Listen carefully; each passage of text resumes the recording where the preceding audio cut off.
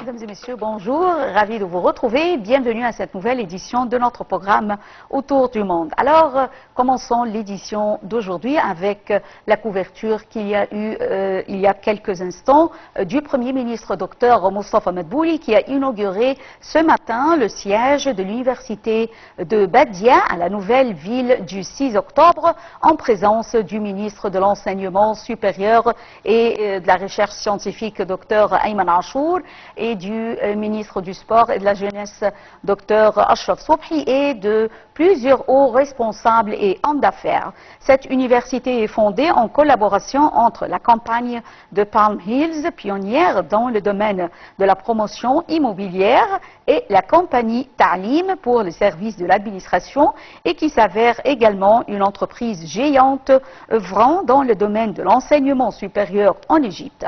La ville de Badia s'avère la première ville durable en Égypte et la première ville intelligente dans l'ouest du Caire qui renferme 8 facultés pratiques et théoriques et pouvant accueillir 12 500 étudiants.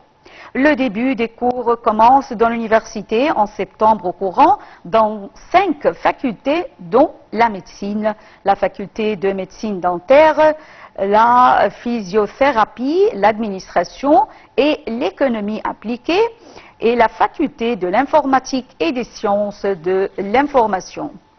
Alors, Dr Ayman Achour avait déclaré que 80 universités et facultés privées ont été inaugurées récemment en Égypte et que 120 000 sièges ont été fournis aux élèves cette année aux universités.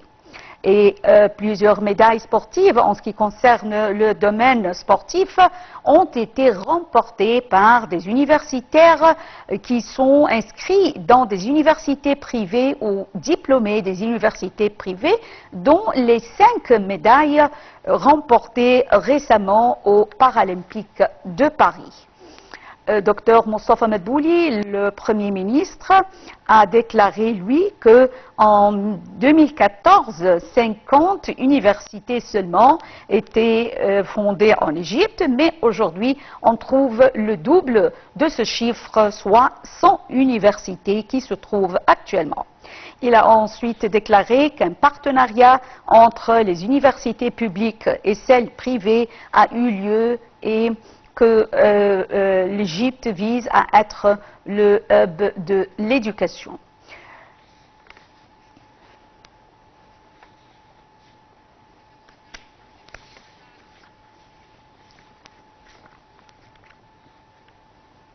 Alors, le Premier ministre, Dr Mostafa Madbouli, est rentré samedi au Caire après sa participation au Forum de coopération Chine-Afrique qui a témoigné de la signature de plusieurs accords et des mémorandums d'entente entre le Caire et Pékin. Dalia Karam nous donne plus de détails.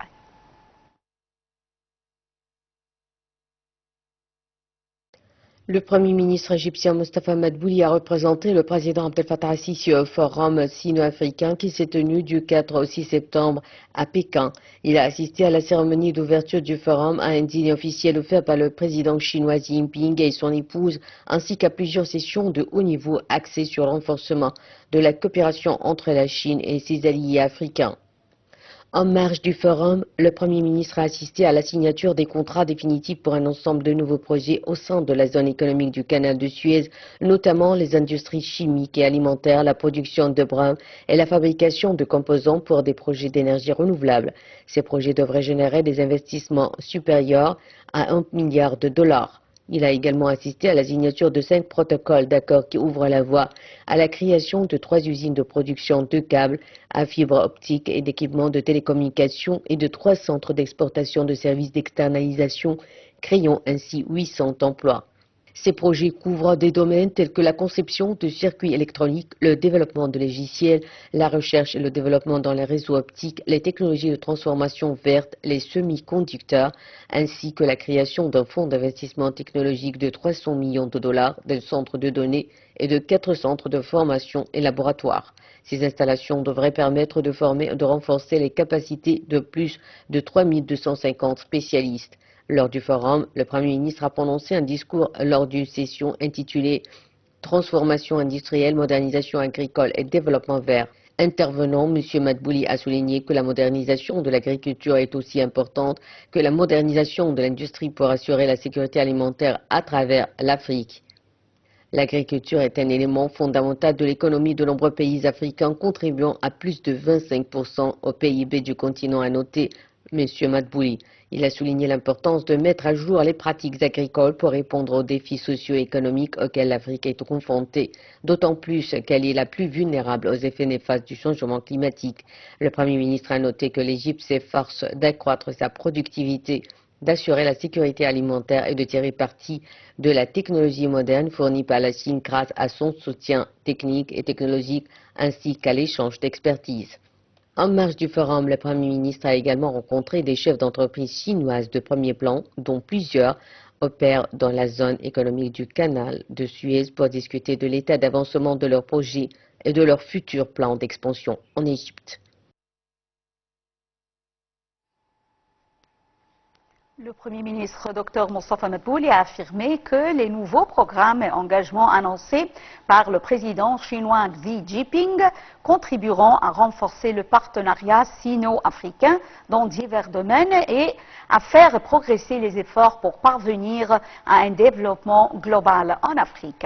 Et j'ai le plaisir d'avoir avec moi en ligne actuellement Madame l'ambassadeur Mona Omar, ancien ministre adjoint des Affaires étrangères, qui va nous jeter la lumière sur la coopération entre la Chine et l'Afrique, ou plutôt le forum qui s'est tenu à Pékin.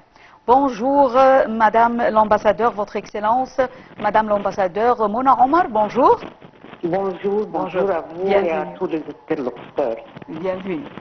Alors, tout d'abord, comment voyez-vous le rôle que joue la Chine dans le continent africain du point de vue économique? Je dois dire que l'influence économique chinoise en Afrique est notamment conduite par des investissements dans des secteurs essentiels pour l'Afrique, comme par exemple les secteurs miniers, les secteurs pétroliers, la construction des infrastructures et aussi le développement du secteur des télécommunications sur le continent. En 2022, je me rappelle que la Chine a investi à peu près 5 milliards de dollars dans les économies africaines, principalement pour construire de nouvelles liaisons de transport et des installations énergétiques, et aussi pour exploiter les mines comme on avait dit avant. Et grâce à ces projets, je dois dire qu'il y a eu à peu près beaucoup de gens qui ont eu des options pour travailler, la chance de travailler. Ouais. Et ils ont créé beaucoup de chances pour travailler aux Africains, ce qui est très important aussi pour l'Afrique. Et je dois dire aussi que la Chine a gagné. Elle a gagné de ces projets à peu près 40 milliards de dollars. Alors, la Chine, c'est le plus grand investisseur dans l'Afrique. Comme c'est le plus grand partenaire commercial pour l'Afrique en termes de capital, ils ont investi plus de 72 milliards de dollars durant la période seulement de 2014 à 2018. C'était 72 milliards qu'ils ont investis, ce qui a créé, comme j'avais dit avant ça, des opportunités pour les emplois de travail pour à peu près 137 000 Africains à travers 260 projets dans la région. Alors, selon vous, Votre Excellence, Madame l'ambassadeur Mona Omar, quelle est l'importance de l'Égypte en tant que, on peut dire, porte d'accès pour l'exportation vers les pays voisins, puisque l'Égypte se trouve entre les trois continents et à la porte de l'Afrique? Comme vous avez dit, l'importance de l'Égypte, c'est premièrement, ça c'est un marché gigantesque. C'est plus de 100 millions de consommateurs que ouvre la porte pour la Chine, pour ses produits dans ce marché gigantesque. Et puis, numéro 2, on peut dire que c'est aussi un portail vers un milliard de consommateurs dans d'autres pays, dans les pays de l'Afrique, dans les pays de MENA region, dans les pays du Golfe. Et nous, on a dans ces pays beaucoup d'intérêt aussi, et eux, ils prennent la favorisation qu'on a dans ces marchés, parce que par exemple, avec le COMESA, l'Égypte est favorisée pour ses produits. Alors si la Chine ouvre des usines, par exemple en Égypte, elle prend les mêmes intérêts. Ça c'est très important aussi, et pour ça, si vous voyez, la Chine a établi des projets logistiques, des zones de service pour les navires, pour les industries reliées au transport maritime le long de l'axe du canal de Suez. Et en général, les relations égypto-chinoises ont témoigné beaucoup de progrès. Oui. Ouais, ouais. Alors, comme vous venez de le dire, alors l'Égypte a célébré avec la Chine 10 ans de partenariat en juin, au moment où se tenait ce forum Chine-Afrique. Alors, comment peut-on développer davantage ce partenariat? Notons également plusieurs accords qui ont été signés entre les deux pays, l'Égypte et la Chine, dont la route de la soie. Il faut dire que les relations entre l'Égypte et la Chine sont des relations qui sont très solides et sont continuelles. On a commencé, comme vous avez déjà mentionné, en 1956, et depuis lors, on a beaucoup de décennies où on a signé tant d'accords. Il y a eu beaucoup de projets, beaucoup d'échanges. Les visites bilatérales ont pris place au plus haut niveau entre les présidents des deux pays et tous les autres niveaux officiels. Les hommes d'affaires égyptiens sont très intéressés à une coopération avec leurs homologues chinois. Ça fait 10 ans maintenant aussi qu'on a signé un accord de partenariat stratégique global entre l'Égypte et la Chine, ce qui a représenté un cadre plus complet pour la coopération entre les deux pays dans tous les domaines. Alors maintenant, dans ce dernier forum, la Chine avait annoncé un partenariat stratégique avec le reste de l'Afrique. Pour nous, en Égypte, on a fait ça fait 10 ans. Oui. Et comme vous avez vu, même dans la présentation faite dans la télévision, on a signé tant d'accords, il y a beaucoup d'usines qui vont commencer, et la coopération entre les deux pays est très importante parce que c'est une participation vraiment mutuelle entre les deux pays dans tous les forums qui prennent place dans les deux pays. Nous sommes aussi sur le même onde de compréhension pour les positions politiques entre les deux pays. Et les deux pays s'adhèrent au principe de non-interference, intervention dans les affaires internes de l'autre pays. Oui, oui. Je tiens à vous remercier infiniment, Madame l'ambassadeur Mona Omar, ancien ministre adjoint des Affaires étrangères, pour ces informations. Et enchaînons avec l'Algérie, où le président sortant, Abdelmejid Tebboune, a obtenu une large victoire pour un deuxième mandat lors des élections présidentielles de samedi en Algérie, avec près de 95% des voix à l'issue d'un scrutin marqué par une désaffection persistante de l'électorat. Un commentaire de Dalia Kara. Le président sortant de l'Algérie, Abdelmejid Tebboune, a été réélu dimanche 8 septembre pour un second mandat. Selon l'autorité électorale, M. Tebboune a recueilli 94,65% des bulletins exprimés. Sur un total de 5,63 millions de votes enregistrés, 5,32 millions ont voté pour le candidat indépendant Tebboune, soit 94,65% des voix. C'est ce qu'a déclaré le président de l'autorité électorale, Mohamed Charfi. Face au président sortant, ceux deux candidats étaient en lice. Abdellali Hassani, âgé de 57 ans, chef du mouvement de la Société pour la paix, qui s'est adjugé 3,17% des voix, et Youssef Aouchiche, âgé de 41 ans, à la tête du Front des forces socialistes, qui a obtenu 2,16%. M. Charfi n'a pas fourni de nouveaux chiffres sur le taux de participation après avoir annoncé dans la nuit de samedi à dimanche un taux moyen de 48% à la fermeture des bureaux samedi à 20h, 21h de Paris. Pour son premier mandat, M. Tebboune avait remporté l'élection de décembre 2019 avec 58% des suffrages, mais une participation de moins de 40%.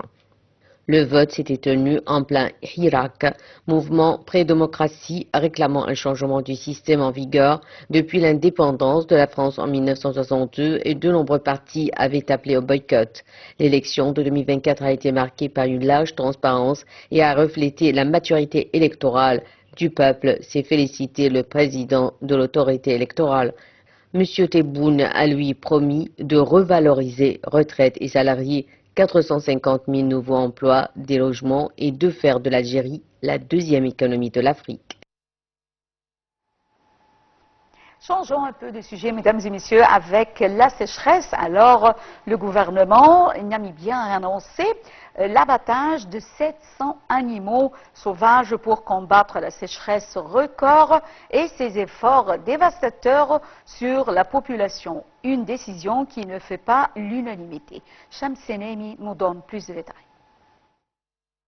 L'opération d'abattage de 700 animaux sauvages fait partie du plan de lutte contre le risque d'insécurité alimentaire lancé par le gouvernement namibien.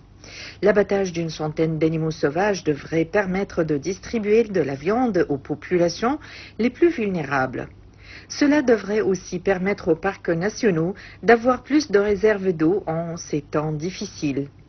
En mai dernier, la Namibie a déclaré l'état d'urgence en raison de la sécheresse qui s'abat sur l'Afrique australe. Selon le Programme alimentaire mondial, environ 1,4 million de Namibiens, soit près de la moitié de la population, font face à une situation d'insécurité alimentaire aiguë. Menée par des chasseurs professionnels, l'opération vise 30 hippopotames, 60 buffles, 50 impalas, 83 éléphants, 100 gnous bleus, 100 élans et 300 zèbres. Au moins 157 des 723 animaux visés par cette opération d'abattage ont été tués jusqu'à présent. L'objectif est de mener une opération de manière durable tout en minimisant les traumatismes autant que possible. On doit séparer les animaux à chasser de ceux qui ne le sont pas, a ajouté le porte-parole de l'environnement. Cependant, ces arguments avancés par les autorités ne font pas l'unanimité. Des associations de défense d'animaux ont lancé des pétitions pour que l'opération soit annulée. L'association de défense des droits des animaux, PETA, estime que la décision du gouvernement est précipitée, cruelle et inefficace par rapport à l'ampleur de la sécheresse. L'Organisation de défense des droits des animaux estime que l'abattage pourrait entraîner des déséquilibres dans l'écosystème.